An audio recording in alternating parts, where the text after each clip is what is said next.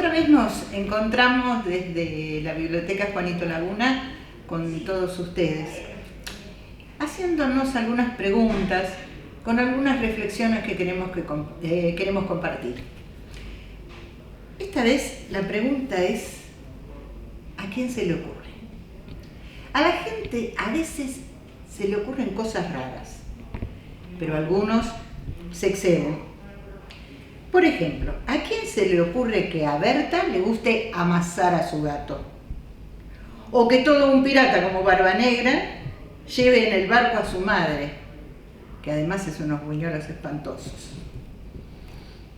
¿A quién? Díganme a quién se le ocurre enseñarle a tejer al gato, ¿eh? O que filotea sea una hoja que para tirarse de un árbol se ponga un almohadón en el traste. No se le ocurre a la gente común. Felicitar a Frankenstein por tirar abajo una escuela tampoco. Y si de nombres y alturas hablamos, a Fernández, suponemos que es un gato un poco intrépido, se le ocurre dormir en el filo de las alturas y hay que ver las consecuencias.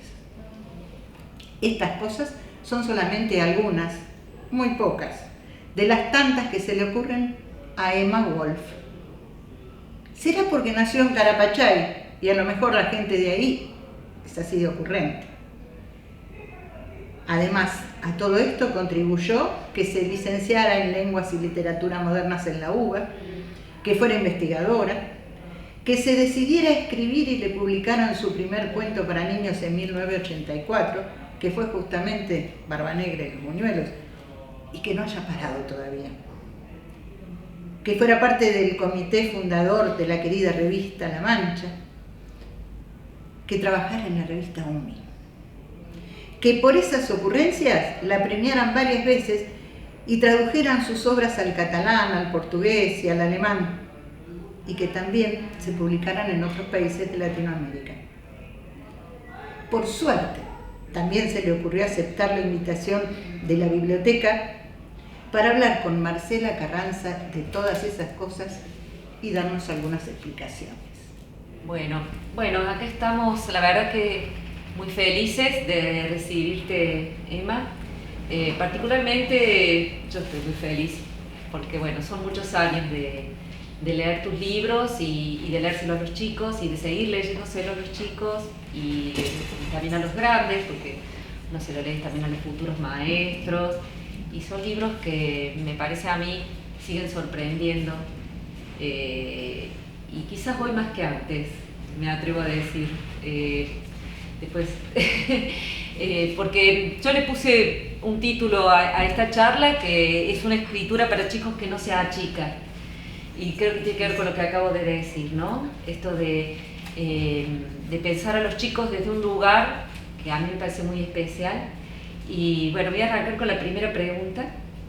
Bueno. ¿Qué es esto? Bueno, de que evidentemente tus libros transitan por el humor absurdo, por lo general, es lo que prima en tu escritura. Y bueno, esa libertad que te permite el humor, ¿no? Que yo creo que es una elección tuya. Sí, totalmente, sí. Y bueno, y también esto de pensar que si esa libertad tiene algo que ver también con el destinatario, ¿no? O sea, si los chicos, además al ser los destinatarios de este humor, permiten todavía una mayor libertad en la escritura que la que el mismo humor absurdo te está otorgando, ¿no? Sí. Esas dos preguntas. Vaya. Bueno, el humor es una elección, claramente, siempre me gustó de chica.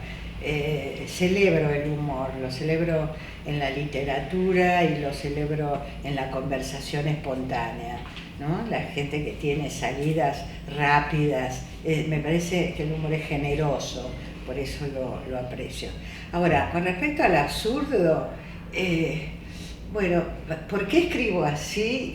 Si tuviera psicoanalista yo te derivaría, porque es la parte que está del iceberg que está debajo del agua. Eso yo no sé por qué hice esa elección, ¿no? Uh-huh. Pero en realidad se trata de encontrar algo que me sorprenda, que me provoque estupor.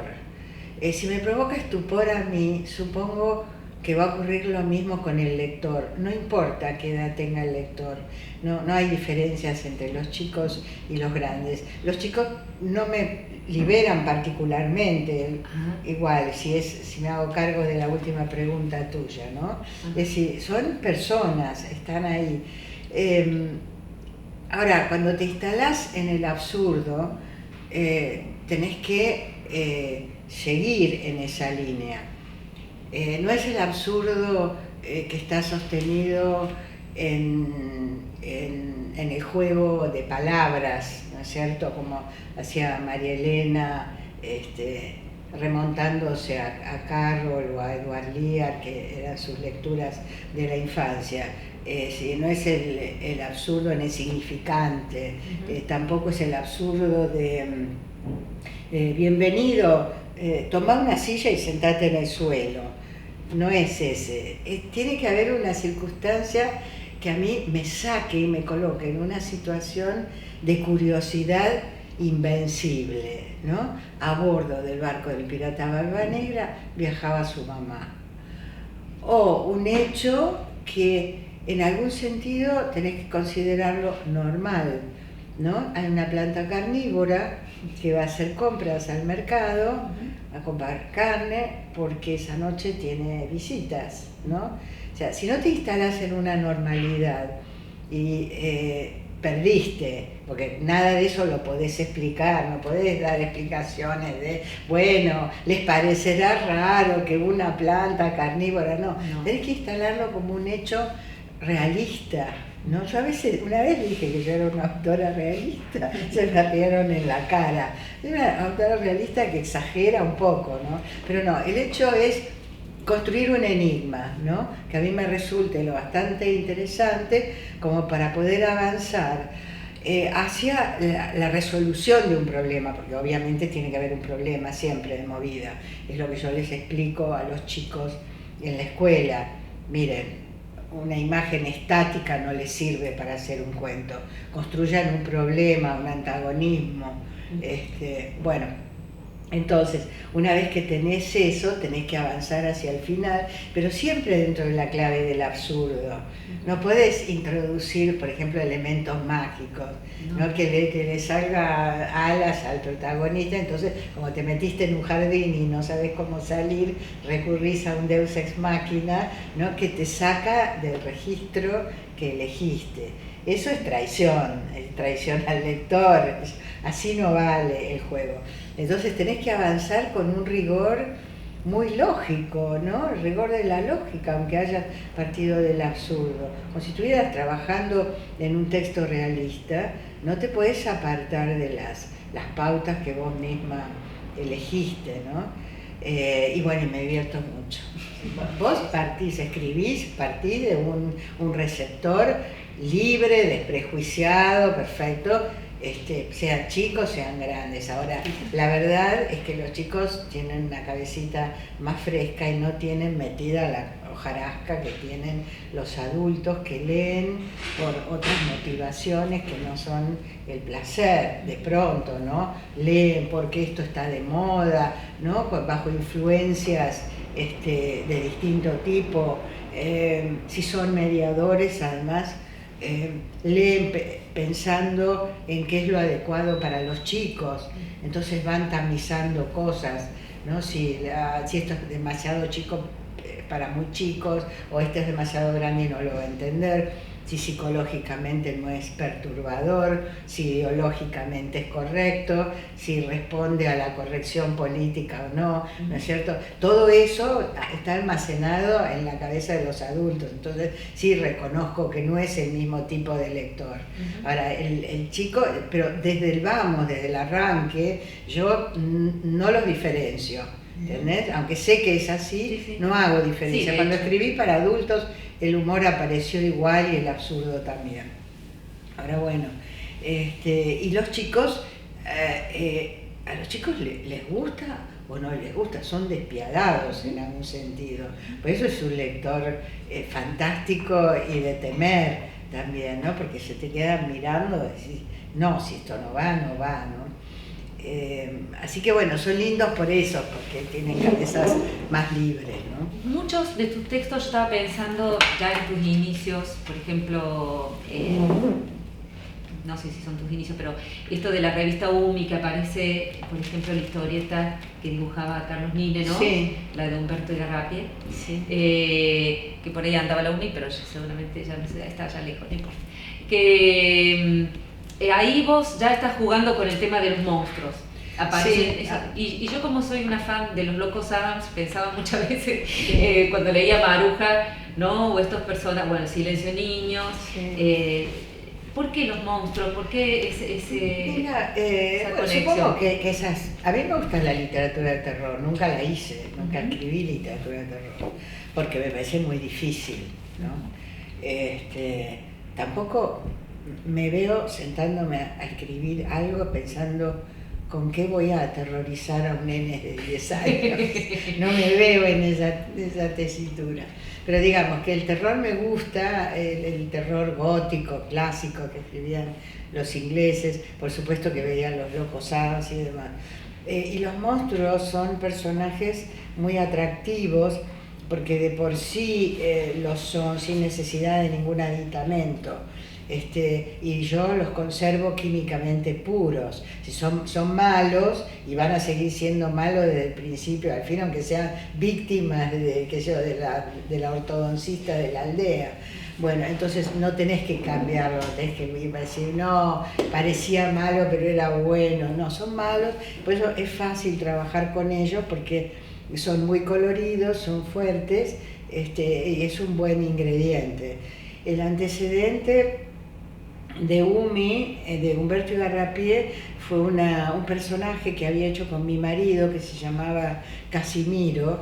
Era como un bicho negro, como una escoba negra, que daba las buenas noches por televisión. Era en la época de la dictadura todavía, por eso después lo levantaron, porque parecía que había un coronel, que era el interventor del canal, que no le pareció que los podía asustar. De hecho, no los asustaba, pero los despabilaba del todo. Se pasaba a las 10 de la noche para que los chicos se fueran a dormir. Entonces como las sábanas se convertían en fantasmas, de la pasta dental salía una lombriz, una cosa, y cantaba rock. Era un video en televisión, una película de dibujos animados, muy bien hecha, con una música estupenda. Estaba Ricardo Lewe, el guitarrista, era todo muy buena la producción. Y se pasaba a las 10 de la noche.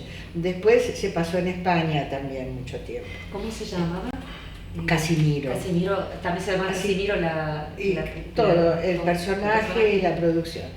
Y después yo había hecho unos poemas, hice primeros y últimos, que se convirtieron en letras de canciones, así que el monstruito fue un vinilo que se editó. Así que ese fue el antecedente de Humberto Igarrapie. Y me encantó trabajar con monstruos, pero en un momento dado vi que se había llenado la literatura para chicos de monstruos. Es otro tipo de monstruo, me parece. Se parece más a lo que dijiste antes, ¿no? A esos monstruos que en realidad no asustan, que en el fondo son buenitos, esos monstruos edulcorados, ¿no? Sí. Estos no es que sean agresivos, pero pobres son más bien víctimas, fracasados y frustrados. Así que bueno, es un lindo material, como son lindos los gatos también, que son como cajitas cerradas y le puedes poner cualquier personalidad a un gato y todas funcionan, todas. Lo que quieras puedes hacer con un gato. Así que bueno, sí, me gustaron los monstruos y bueno, hice Maruja, pero lo último que hice creo que fue la Lobranda en el mercado, en esa línea, ¿no? Sí. Lo lamenté porque me encanta. Los monstruos tuyos. Sí, la momia desatada. Pobrecitos. Pobrecitos todos. No, y bueno, Silencio Niños para mí fue un clásico durante muchos años cuando era maestra con los chicos. Y hasta lo hacían en historieta, a los pibes les encantaba, o sea, esto de la escuela al revés, la escuela dada vuelta, ¿no? El mundo al revés, claro. ese cruce que haces de la escuela con los monstruos, era fascinante. Es que ese libro, ese cuento, lo publicó por primera vez Graciela Montes en el Quirquincho. Como la editorial estaba naciendo y las colecciones todavía no tenían una medida clara, por lo menos para los autores, yo le di una serie de cuentos a Graciela y le dije, mira, no sé cuánto te entra en la colección, si te sobra, descartá el de la momia, sacalo, ¿no? Vale, el Silencio Niños, sí. O sea, yo era... ¿No lo veías? No. Ah, a mí me era gustó mucho. Sí, bueno, pero después empezó a funcionar y te firmé montones de ejemplares para las maestras, porque Graciela me dijo al principio, mira que en algunas escuelas se van a organizar. No te van a invitar, no es que pasa, pero eso duró 5 minutos. Pero es la irreverencia del humor, ¿no? Sí, por supuesto, ¿viste? Además la idea del derrumbe me parece que les encanta, ¿no? Sí. No, y el que repites es de ese primer grado y el mejor alumno. Claro. O sea, era la escuela de mi época, ¿te imaginas? Una escuela... No, pero hay cosas que siguen vigentes. No, y de lo que me había acordado mientras vos conversabas era de un héroe también, por la irreverencia, que a veces se te filtra y se te pone como un poco más fuerte, por ahí el humor mismo te lleva a eso. Un héroe, ¿cuál? Un héroe que está en el libro de los prodigios. Sí. ¿No? Esta cosa del tipo que se va despedazando en cada batalla y lo único que le importa es ser héroe, o sea, es cumplir su función. Sí, a pesar de él, ¿no es cierto? Claro, porque va perdiendo parte. Sí, a mí me impresionó eso, es un personaje que se llama, lo tomé de un personaje histórico que se llama Blas de Leso, se llamaba, y era un marino español que actuaba en Cartagena, defendiendo a Cartagena de las invasiones de los ingleses, los franceses y todos los que quisieron tomar la ciudad. Y me impresionó porque hay una estatua donde le falta una pierna, un brazo, qué sé yo, ¿no? Y es muy fuerte ese personaje. Y bueno, fue así, fue perdiendo partes del cuerpo en las batallas, ¿no? Sí. Bueno, ahí hay un humor melancólico, ¿no? Un humor negro, fuerte, un humor, sí, que por momentos es hilarante. Yo me reía mucho cuando la pierna sale volando, pero le siguen creciendo brotes y esas cosas terribles. Sí.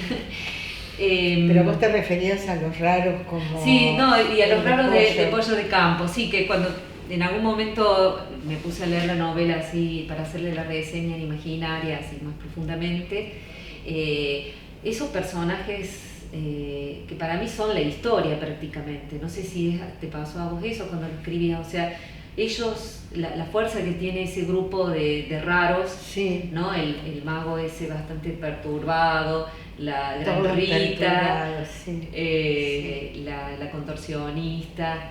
Te quería preguntar sobre el proceso, o cómo fue la escritura de esa novela, y si es cierto esto que yo sentí, de que ahí toda la fuerza provenía de los mismos personajes, ¿no? Sí, totalmente, porque a mí me persiguió durante mucho tiempo la idea de una mujer grande y un león, ¿no? Porque a veces nacen de imágenes las historias de imágenes que te persiguen, te acompañan y no sabes qué hacer con eso hasta que de pronto decidís hacer algo. Entonces, lo de esta mujer gigante y el león me remitía a una idea de circo, ¿no? De fenómeno de circo. Pero a mí no me interesaba el circo como escenario para la acción, no me gustaba, no quería. Entonces, me di cuenta que lo que quería era quedarme con los artistas de circo, solamente ellos, ¿no? Aislarlos. Y bueno, los aislé, los desenganché. Sí. Así que los tomé, son personajes, hace una familia en realidad, es una familia disfuncional o no, yo no sé qué familias no son disfuncionales, ¿no? Pero digo, no tienen lazos sanguíneos, pero funcionan como una familia un poco almodovariana, ¿no? Y todos tienen sus historias detrás, ¿no? Hay todos, Mimí tiene su historia, hay un cuento también con Mimí, y el mago y Rita. Y el oso... el habitante de dos mundos. Claro, pero ¿es un oso? Nuevamente me lo pregunté, ¿no? ¿Es un oso o es un hombre disfrazado de oso? Después dije, pero ¿por qué tengo que dirimir entre esas dos cosas? Que sean las dos cosas o ninguna de las dos, ¿no? Y bueno, ahí apareció ese personaje. Así que, bueno, nada, me divertí mucho haciendo ese libro. Lo dejé por la mitad porque como ya sabía cómo iba a terminar, me aburrí. Entonces, no, ya sabía, entonces dije, bueno, hice otras cosas. Iban a encontrar al hermano. Al hermano, habían encontrado un hermano, faltaban dos hermanos, pero yo sabía, sabía cuál era el remate. Y entonces hice otras cosas y después dije, no, bueno, no puedo dejar a esta buena gente así al garete. Pobre, dejaste en mitad de la pampa. No, y me gustó el personaje del rastreador, además, inspirado en el rastreador de Sarmiento, por supuesto, ¿no? Lo curioso de ese libro es que se tradujo al vietnamita. Y yo no sé qué pueden haber entendido los vietnamitas de ese libro, ¿no? Bueno, es decir, nada, a lo mejor les pareció exótico como yo leía, qué sé yo, a Salgari cuando era chica y todo me parecía exótico. Así que bueno, no sé si querés algo más de pollos. Es como una cosa, una idea de reconstrucción, ¿no? Sí, del desenganche y de la reconstrucción, creo que es el tema del libro, ¿no? Pero yo nunca parto de temas, por supuesto. De la pincho, el protagonismo que tiene. Sí, claro, está animizada. Sí, y la tapa es hermosa. Sí, eso, pero todo tiene que ver con experiencias personales, ¿no? Es una tapa de Sansón. En esa camionetita pasa todo. Pasa todo, sí. A mí me encantó esto de que ellos, digamos, no les interesa conectarse con la realidad, o la supuesta realidad, al menos, sino que ellos tienen su propia realidad y con eso están conformes. Es un autosuficiente. Exacto, eso me encanta. Ellos se completan entre sí. Sí, es así, es un home, ¿no? Es un hogar perfecto. Viven en una burbuja y están bien así. Sí, están bien así. Y nada, son como turistas, ¿no? De las circunstancias. Bueno, y vos recién nombraste a Salgari, esto de que de chica siempre te lo he escuchado decir varias veces, de que te gustaba leer los clásicos, que te gustaban los clásicos de aventura particularmente, el aire fresco que te otorgaban y esta posibilidad de conocer palabras hermosas, desconocidas, que te ampliaban tu mundo. Y bueno, yo pensaba también que tus libros muchas veces tienen un montón de referencias, algunas uno las casa, otras no. Por ejemplo, nombraste un par recién que yo no sabía, como esto de dónde venía el héroe, ¿no? De este personaje histórico, pero algunas sí uno descubre en tu, qué sé yo, a filmar Canguros míos, hay un montón de referencias a películas, ¿no? En la misma Pollo de Campo está Blade Runner, ¿no? Entonces hay un montón de referencias que no importa si justamente la pregunta venía por ese lado, ¿no? Que la relación entre información, curiosidad, investigación y creatividad. Claro. Bueno, pero es que la imaginación, lo que vos imagines o lo que vos vayas a crear así de ficción, se apoya en la realidad. Si no tenés otra cosa que no sea la realidad para construir ficción, y no tenés otra cosa que no sea el saber, la información, digamos, para construir la ficción, tenés que arrancar de algo. A mí de chica me gustaba leer porque la lectura me abría espacios, me abría horizontes. En el tiempo me remontaba a los faraones, a las estepas rusas, a la guerra entre Cartago y Roma, y en el espacio también. Yo aprendía. Me encontraba con el Mar Caribe, con el Corsario Negro, con la Malasia, con Sandokan y demás. Eso era lo que me gustaba de los libros.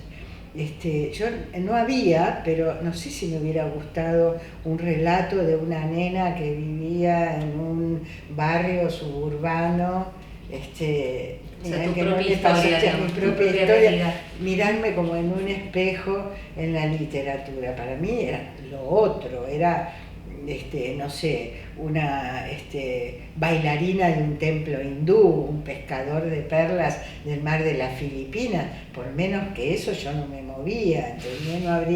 No habría un libro. Así que siempre me gustó la información y me gustó brindar la información a los lectores, a los chicos o grandes.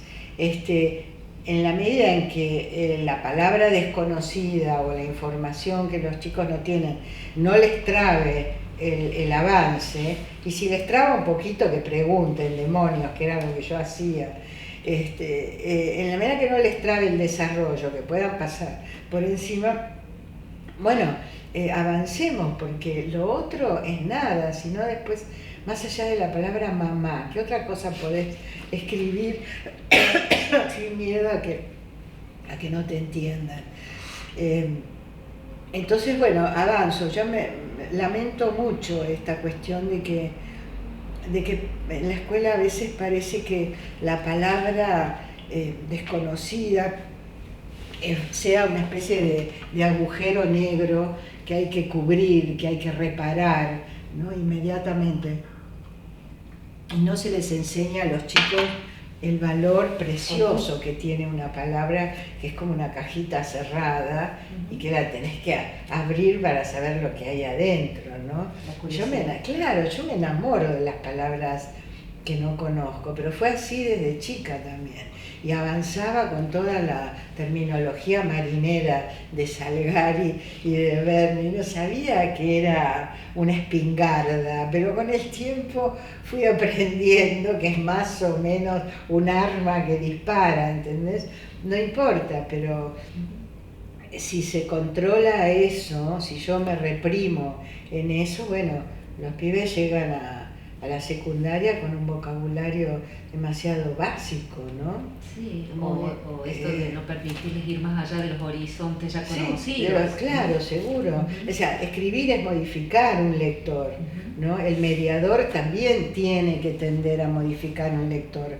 Si les das solamente libros donde todos entienden todo, no hay nada que entender y no modificás ese lector, no le sumás nada a ese lector, no le agregás a ese lector, lo dejás tal cual estaba, ¿no? Entonces, por eso, digamos, no es que yo haga de la dificultad un culto, una bandera, pero digo, si algo se presenta, no me privo, ¿no es cierto? Además hay una lógica, si vos estás contando del rey que no quería bañarse, no te vas a poner así a escribir con párrafos faulknerianos o palabras dificilísimas, porque sería absurdo en esa idea que es sencilla, que la tenés que trabajar con elementos sencillos, además, si no es una locura. Entonces hay una coherencia entre la idea y las herramientas que usás para contarla. Entonces no hay problema. Ningún problema. No, igual me parece súper interesante esto pues yo te noto a vos así como una persona curiosa, me parece, y que te gusta investigar y pensar que la investigación y la curiosidad, que muchas veces se asocian más a la ciencia, quizás, claro, tiene mucho que ver con, bueno, la ciencia también es una actividad creativa, ¿no? Sí. Pero tiene mucho que ver con la escritura, claro, por ejemplo, y con la creatividad en el arte. Claro. ¿No? Es súper lindo eso. Es que les proporciones cosas nuevas, ¿no? De hecho, yo a veces lamento que cuando pensamos en términos de hacer lectores, pensamos siempre, o casi siempre, en términos de ficción, ¿no? Cuento, novela, hay que llevarles cuento, novela. Y hay chicos a los que no les interesa demasiado la ficción, o todavía no la descubrieron, o no la van a descubrir nunca. Y están fascinados con libros informativos, de divulgación, llámese dinosaurios o lo que quieras, y no se le presta atención a ese rubro. ¿Será porque yo misma hubo épocas en que no leía nada de ficción? Cuando estaba embarcada en ciertas cosas, haciendo el libro de los prodigios, por ejemplo, necesitaba más información que ponerme a leer la novela que había escrito otra persona. Entonces me encontrabas leyendo sobre bufones, sobre la historia de Cartagena, sobre la Santa la Barbuda, ¿entendés? Y sobre Mozart y los fenómenos de circo. La información era preciosa en el caso de ese libro. Y no te cuento también cuando trabajábamos con Graciela en el turno del escriba. Eran unas panzadas de información que después no las usábamos a lo mejor porque era excesiva, pero era deslumbrante todo eso, ¿no? O cuando hicimos Perafán de Palos con Laura Linares, que íbamos a buscar información a los libros escolares de mis hijos, a los manuales de la escuela primaria de mis hijos, pues no había internet en ese momento, ¿no? Y nos encantaba ir a buscar a las crónicas de Alba Núñez Cabeza de Vaca, de Pedro Sarmiento de Gamboa. Era fascinante, porque tenés que amueblar un libro para hacerlo creíble.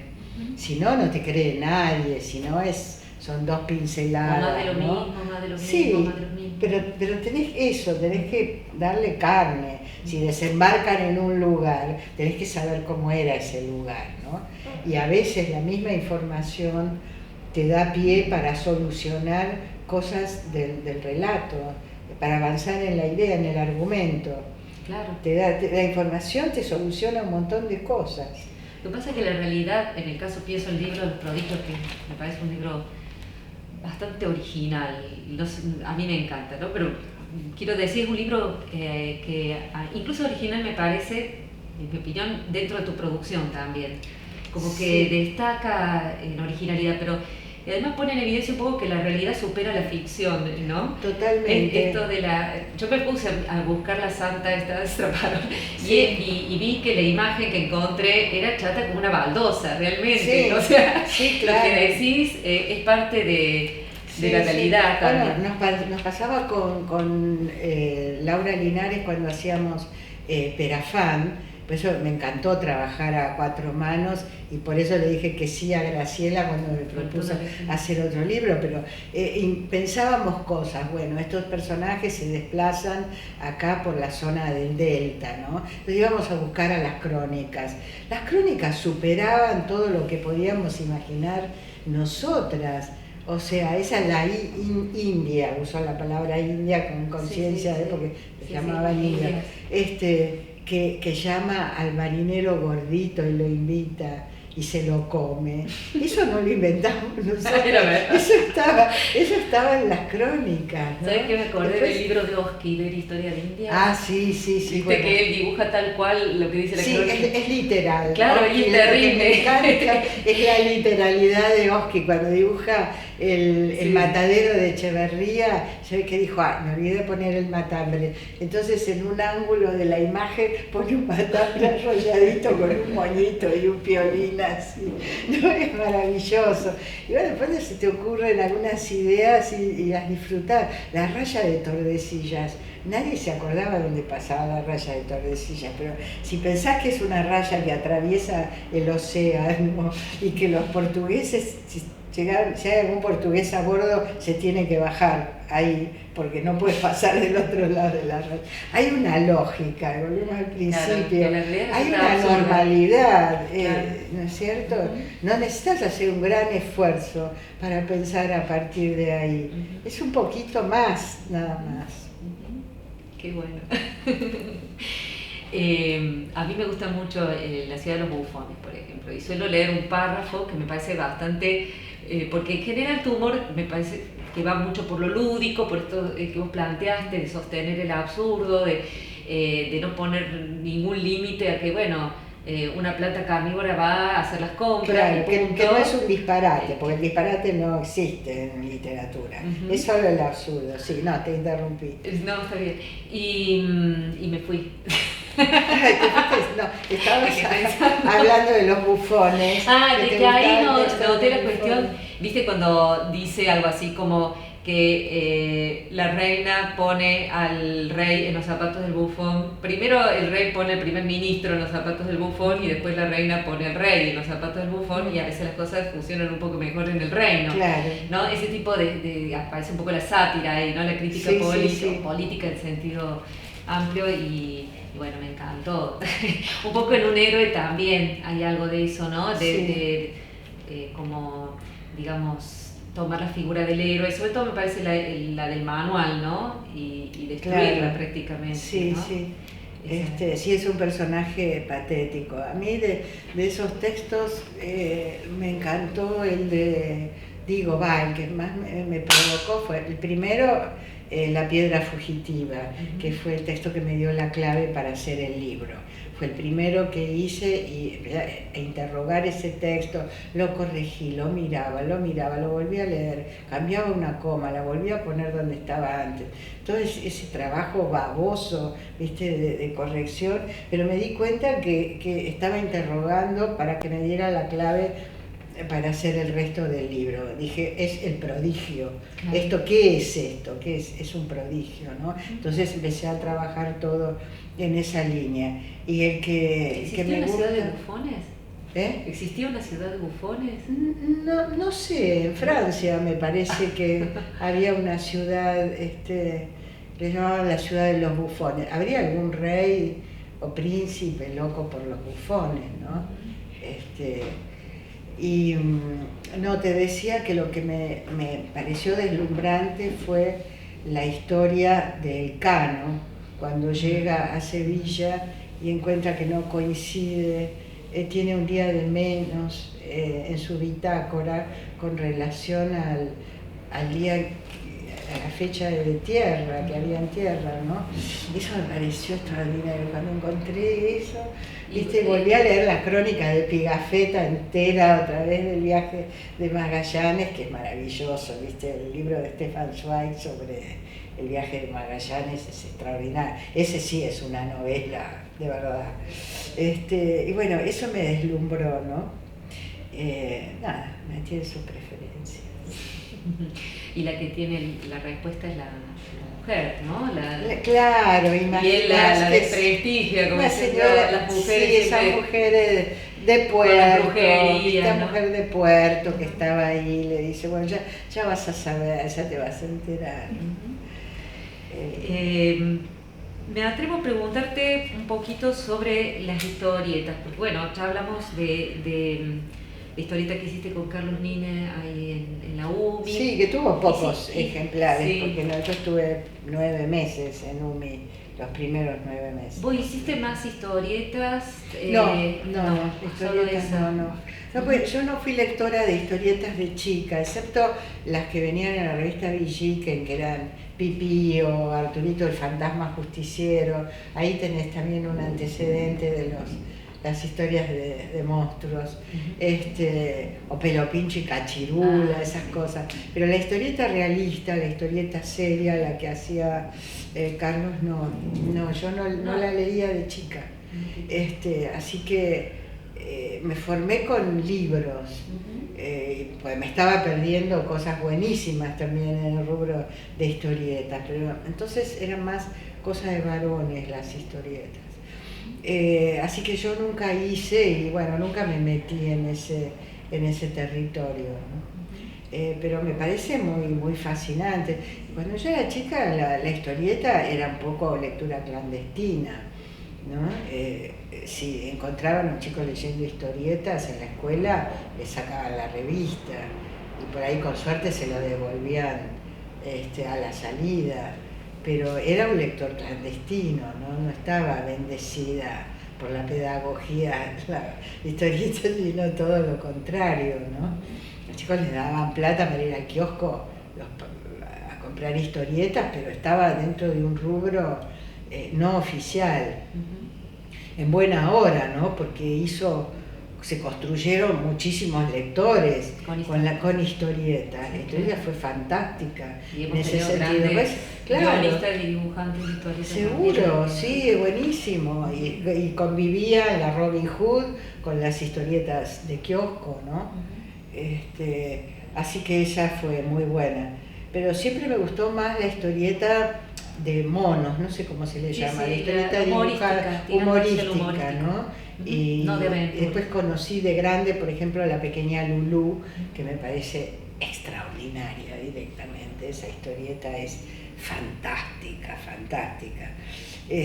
Pero la conocí por mi marido, no la había leído de chica. Y otras cosas, el Lupo Alberto, de Wizard of Oz, cosas que venían en Italia que son fascinantes, pero nunca me metí en ese territorio. Quedó ahí es que tenés que ser lector de historietas, lectora, para poder meterte, es otra cosa. Como si dijese, bueno, porque escribís para chicos, podés hacer teatro para chicos. No, tenés que saber hacer teatro.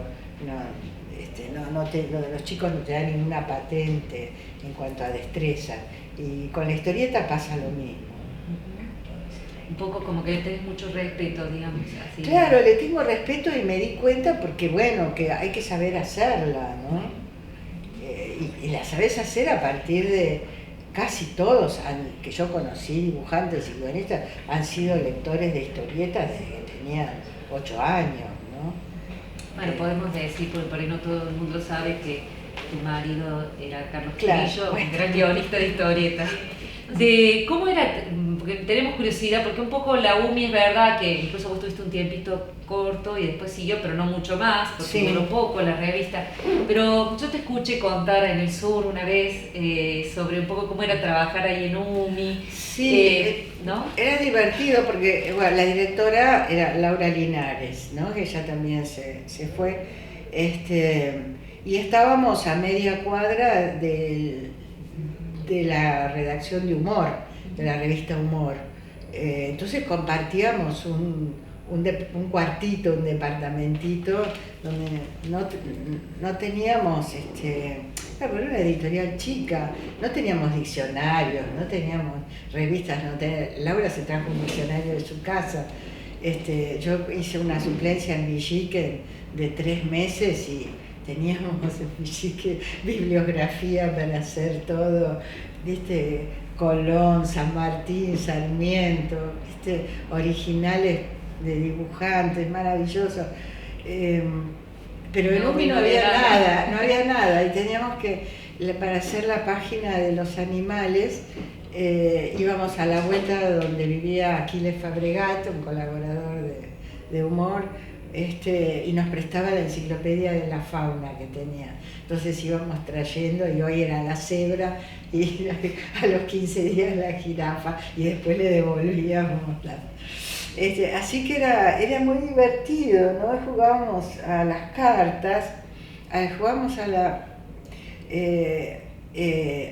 canasta con un colaborador que me derrotaba y ahí es la inspiración del personaje del oso que derrota al mago jugando a la canasta, netamente salió de ahí, porque me demolía jugando a la canasta, me sopapeaba. El oso. No, el oso era el otro, vos eras el mago. Claro, yo era el mago, miserable. Y después estaba Juan Manuel Lima haciendo viñetas y diagramando páginas. No coincidíamos con Leticia Walden y Raúl Fortín porque el lugar era tan chico que cuando estaba Leticia no estaba yo, nos turnábamos, ¿no? Pero bueno, a veces hacíamos gimnasia, comprábamos plantas y competíamos con la vecina de enfrente que ponía macetas en el antepecho de la ventana. Y nosotros, pero además trabajábamos. Pero medio hippie, era así, muy decontracté. Y bueno, yo era redactora, me tocaba. Leticia era jefa de redacción, pero como te decía, no nos cruzábamos, me tocaba cerrar algunas páginas, ¿no? Cerrar la revista, el interior, la pelela de la pulga, los animales y bueno, es lo que se llama cerrar páginas en una revista y nos divertíamos mucho. Porque la ventaja de UMI fue que todo el que hacía cosas ahí hacía lo que tenía ganas de hacer, ¿no? No es que hubiera un viva la pepa, eran todos profesionales importantes, pero no tenían muchos antecedentes sobre cómo había que hacer una revista para niños, ¿no? Algunos, Fortín, Laura y creo que Leticia habían tenido su paso por Villiquen, pero cuando llegaron a UNI dije, esto tiene que ser completamente distinto. Y después no le ibas a decir a Tabaré, Grondona White, esa gente, cómo había que escribir para niños. Entonces hacían las cosas por placer, ¿no? Y eso era lo que me daba una cosa, claro, era divertido, era una cosa por, nada, no había pautas. Igual la revista yo creo que no tuvo tiempo de afianzarse, porque una revista la tenés que, o lo mismo un diario, cualquier publicación periódica, la tenés que echar a rodar y después necesita un tiempo para corregirla, para afianzarse, rectificar cosas, y UMI no tuvo tiempo. UMI no tenía avisadores, o tenía poquísimos, porque estaban Anteojito y Villiquen, que acaparaban los avisadores importantes. La editorial era una editorial pequeña, no podía hacer una inversión en publicidad para el lanzamiento de la revista, no sé, como hizo el Clarín con Genios, ¿entendés? No había recursos para eso. Y los lectores estaban un poco circunscriptos a un público de lectores de humor, ¿no? Progresistas y demás, pero no llegó a ser una revista masiva. Y el otro problema que tenía era la periodicidad. Las revistas quincenales no, porque a veces llegabas tarde al 9 de julio, entonces ya habían comprado Villiquen, Anteojito. Eso es fatal. No, es una periodicidad rara, ¿entendés? O haces una revista semanal que salga indefectiblemente todos los lunes, o haces un mensuario olvidándote de la cuestión escolar y haces mensuario divertido, con historietas y todo eso, ¿no? Así que eso, pero fue un lenguaje distinto, ¿no? Sí. Con relación a lo que había en ese momento, incluso el aspecto histórico, el abordaje histórico, ¿no? Me acuerdo cuando pusimos la caricatura de Sarmiento, llegaron cartas, docentes indignados porque era como faltarle respeto a Sarmiento. Era una caricatura que está en el Museo Sarmiento. Y ya existía la caricatura, claro, eso te iba a decir. Obvio, caricaturistas maravillosas. Sí, la del mosquito, del mosquito, claro. Estaba claro ahí. Claro, era de ahí. Sí, dicen que Sarmiento le divertían mucho las caricaturas. Seguro que tenía sentido del humor, sí. Bueno, los maestros que te retaron la revista. Sí, pero eso también pasó, ¿viste? Eso rápidamente se licúa, ¿viste? Ahí no dura mucho, pero claro, hay que animarse a hacerlo. Si alguien no se anima, si nadie se anima, quiero decir, no. Y bueno, a veces está el temor justamente a lo comercial, a que si me animo no voy a vender. Sí, ¿no? Claro. Eso se está notando bastante, me parece. Se nota mucho, hay una no sé, llamarle pacatería es demasiado, ¿no? Pero no podés espantar a nadie. Sí. En los libros escolares está la cuestión de la corrección política, nada, tiene que ser, se trabaja con el nivel más conservador de público posible, y eso es... Yo creo que eso lamentablemente, en mi opinión, no se está filtrando también a la literatura infantil. Ya no es solo circunscrito a los textos escolares. No, se está filtrando a la literatura, totalmente de acuerdo, porque las editoriales son un poco, tributarias de la escuela. O sea, la mayor parte de los libros para chicos se venden a través de la escuela. Entonces las editoriales quieren estar a bien con la escuela. ¿Y quiénes producen esos textos? Los escritores. Entonces ya está el libro escrito para cumplimentar las necesidades pedagógicas, ¿no? De historia, lo que sea, y no sacar los pies del plato con respecto a la corrección política. Hay que cuidarse. Por eso yo te decía al principio que vos sorprendes, quizás más ahora, porque quizás tu ahora, escritura en los 80 era también sorprendente, pero había más libertad claro, que en este momento. En este momento realmente tu escritura es muy, no sé si llamarla revolucionaria, pero quiero decir, contrasta mucho con todo esto que vos estás comentando. No, es cierto, porque cuando yo empecé a publicar Barba Negra del 84, ni se hablaba de la corrección política. Estábamos saliendo de la dictadura y la idea que yo tenía, y que muchos teníamos, era, bueno, vamos hacia una libertad mucho mayor, no va a haber que rendir cuentas, está todo bien, nos estábamos sacando una losa pesada de arriba de la cabeza, entonces pero de golpe nunca dejó de ser una literatura controlada, sí, ¿no? Sí. Yo tengo episodios y todo control tuvo que ver directa o indirectamente con la escuela, debo decirlo. Pero pensábamos que íbamos hacia una libertad y no ocurrió en absoluto. En un momento dado nos dimos cuenta que teníamos esta cuestión de la corrección política y bueno, nada, otra vez estamos sujetos. Solo que ahora somos nosotros mismos, ya no es claro, un sistema o claro, un gobierno, sino sí, una especie de censura doméstica, ¿no? Tal cual, sí. Yo me cuido también, pero además yo me modifiqué también con respecto a eso. Yo cambié, eso también, la corrección política me hizo cambiar a mí. Pero bueno, la mayor parte de los libros fueron hechos antes que eso. Estaba pensando en relación también a la UMI, y esto que estamos hablando ahora, en las ilustradores, que vos tuviste, digamos, la compañía de grandes ilustradores. Sí, ¿no? Buenísimo. Sí. Y que son artistas que no solamente ilustraron para niños, porque Carlos Nine sabemos el monstruo que era, y bueno, Jorge Sansol, bueno, un montón. Está Mati también. Está Fati, sí. Está, sí. Y bueno, y ellos, me parece a mí, tienen esta característica, por ejemplo, acá está Toque Animales, esta edición me encanta, con las ilustraciones de Carlos Nine. Ellos no están, digamos, su ilustración no es esa cosa niñada, ¿no? Y preocupada por los supuestos requisitos de una ilustración para niños, ¿no? Sí. Que tampoco pasaba eso en la UMI. Entonces, sí, claro. ¿Qué pasa cuando eso cambia, no? También, porque parece que esto que estamos conversando también está pasando con las ilustraciones. Uno nota que tapas, no solo tuyas, sino en general, ¿no?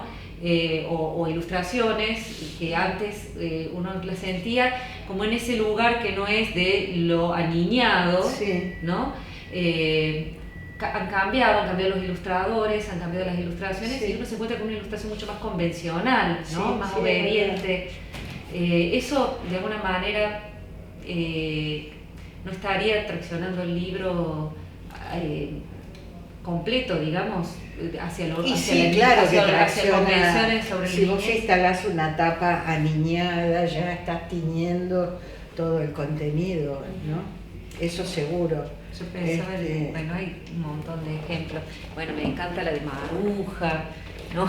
Las de Matías también. Recién el chico el de sonido me hablaba de las tapas de Matías, por ejemplo, está tan hermoso el libro de los prodigios.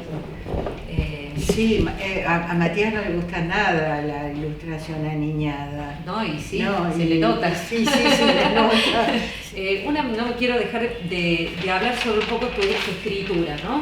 Hemos hablado todo el tiempo sobre tu escritura, pero el tema de que, bueno, vos trabajas con el absurdo, con el humor, pero aparece una cosa muy hermosa en el lenguaje que utilizas, que por lo menos a mí siempre me fascinó, y es esa ensalada que haces en donde de golpe estás como en un registro serio, como puede ser Vuelvo a un héroe, ¿no? Porque se me ocurre ahora, o a la santa esta, ¿no? A la descripción de la santa, o el científico que trata de dar pruebas, ¿no? De algo, y es el discurso de un científico realmente, y de golpe aparecen palabras que vienen de otros registros. Bueno, porque tenés que romper eso. Eso está puesto para ser roto. Claro. Claro. a continuación. ¿no? Claro. Claro, levantás el registro de lengua, la retórica, el discurso, todo eso, y después lo tenés que hacer Bajás el caer. bondazo. No, pues, o sea, no se lo crean, no es así, es así. No, me gusta porque me divierte con eso, ¿no? Cuido bastante, corrijo hasta de una manera obsesiva, ¿no? Los textos. Eso no significa que estén bien escritos, pero que me preocupo porque eso ocurra así. Pero y ese contraste es muy lindo. Sí, Sí. o sea, parece poesía, aunque no parezca, claro, o sea, porque es claro. cierto, está la desacralización que vos decís, ¿no? Claro. Pero al mismo tiempo aparece en esa cosa de mezclar, esa ensalada de cosas tan disímiles, Sí. aparece como una cosa poética en el lenguaje, me parece. Sí, además aprovechar algunos topoi, como nos decían, algunos lugares de la literatura. Vos me mencionaste cuando me escribiste lo de el amanecer. Ay, es tan lindo ese fragmento. En Pollos de Campo, ¿no? El amanecer, lo mismo que el atardecer, tiene una tradición importante dentro de la literatura, generalmente, sobre todo la narrativa romántica. Entonces, bueno, llegás a un punto en la historia y necesitas que amanezca, porque necesitas que amanezca. Si pasó un día tenés que hacer, me decís, bueno, y a ver, ¿cómo hago amanecer? Entonces, apelás a la poética previsible, ¿no? Decís, bueno, suspendo todo, describo el amanecer y cuando cumplí con este paso avanzo y sigo con otra cosa. Y entonces te detenés y todo se interrumpe y trabajás en una idea que sí es poética y es absurda. A ver, ¿cómo puedo hacer salir al sol? Tengo que construir una imagen, ¿no? Construís como una especie de gordo, burguesa, actor gordo aburrido, que toma mate y sale y bueno. Bueno, en La Pampa tiene que tomar mate el sol. En La Pampa tiene que tomar, ¿sabés que es todo lógico? Es coherente. Todo es coherente. Pero esa coherencia de los niños, por eso yo te insisto con el destinatario infantil, o sea, con el destinatario de niños. Por ahí sí, sí, ellos son coherentes como maestra, yo soy maestra además de... uno percibe esa coherencia en la locura de los pibes, ¿viste? Claro. Ellos son coherentes. Sí, que están locos, eso. Sí. Consta, sí, pero hay coherencia en esa locura. Sí, hay coherencia, sí. Yo trato de contarles, bueno, me voy a las escuelas a darles algunas ideas, porque los hacen componer textos y yo les quiero explicar que yo también compongo textos, que cuando ellos tienen que componer es lo mismo que hago yo, ¿no es cierto? Entonces, y evitar que los paralicen delante de la hoja en blanco, por ejemplo. ¿No? Una vez una maestra me dijo, como hago una cosa muy progre, dijo, bueno, yo les di, hablábamos de la vaca, ¿no? De la composición tema de la vaca que hacíamos en mi primaria. Entonces yo les propuse como tema, al fin, puntos suspensivos. Y a mí me corrió un escalofrío por la espalda y le dije, bueno, si a mí me ponen frente a eso, a mí me paralizan, porque al fin es nada, es el abismo, es al fin. Si yo doy un paso adelante, a partir de al fin me caigo en un abismo. Entonces trato de explicarles a los chicos y a las maestras de paso que les den algo donde morder. Si van a escribir sobre las vacas, la vaca, que investiguen sobre vacas, averigüen todo lo que se pueda saber sobre las vacas sagradas, los bifes, todo, los cortes, todo, el campo, la cosa, y después construyan un problema, una idea problemática y empiecen a escribir. Pero eso de tirarles un tema de un día para otro es horrible, pobre, es lo más frustrante y... Sí, Maite Alvarado hablaba de valla, de poner vallas, Vallas. para que haya un trampolín. O sea, bueno, y el grupo Grafein, ¿viste? Que la universidad hablaba de eso, de las vallas para poder escribir, ¿no? ¿Dónde morder, como decís? Sí, claro, ¿dónde morder? Es lo mismo cuando les hablan de la imaginación infinita. Hacer volar la imaginación. Hacer volar la imaginación. Si se te vuela la imaginación, perdiste, no vas a No hacer un solo cuento. Es decir, el cuento lo haces cuando puedes recortar la imaginación, darle un marco y decir, bueno, voy a trabajar en este pedacito de la imaginación. Si no, no, es un desastre, no es nada. Pero ves, ahí está parte de esa hojarasca que tienen los adultos en la cabeza de la que hablábamos recién, los preconceptos, ¿no? Los juicios previos acerca de cómo son las cosas, cómo es la literatura, bueno, cómo la es musa el escribir, inspiradora, la toda musa, esa sí. tradición. Voy a las escuelas, miren, no me hablen de la musa porque Inspiración. no sé qué es la musa, ¿no? Sí, hay una idea, o la magia. Cuando vas a grupos chiquitos de preescolar, la maestra asocia el trabajo tuyo con el trabajo de una maga, ¿no? Y es muy difícil explicarle a los chiquititos de 4 o 5 años que no sos una maga, que en realidad esto es un trabajo, que tenés que hacerlo, que es esforzado, que es precioso el trabajo, pero que es un laburo, ¿no? Y entonces, bueno, complicado.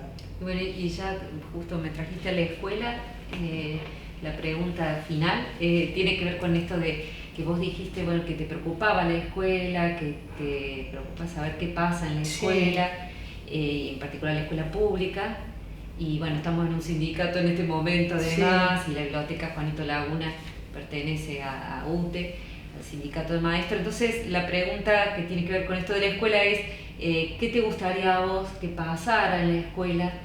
Y bueno, que quizás no está pasando, ¿no?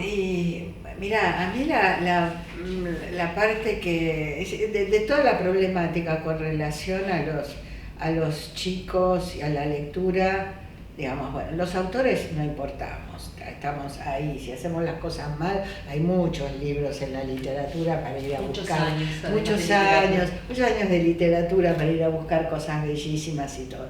Los libros están ahí a la vista, no requieren explicación, pero a mí lo que me complica un poco, o que me parece que habría que mirar es la parte de la recepción, ¿cierto? Hay un emisor, hay una obra, hay un receptor, y en la recepción ocurren cosas.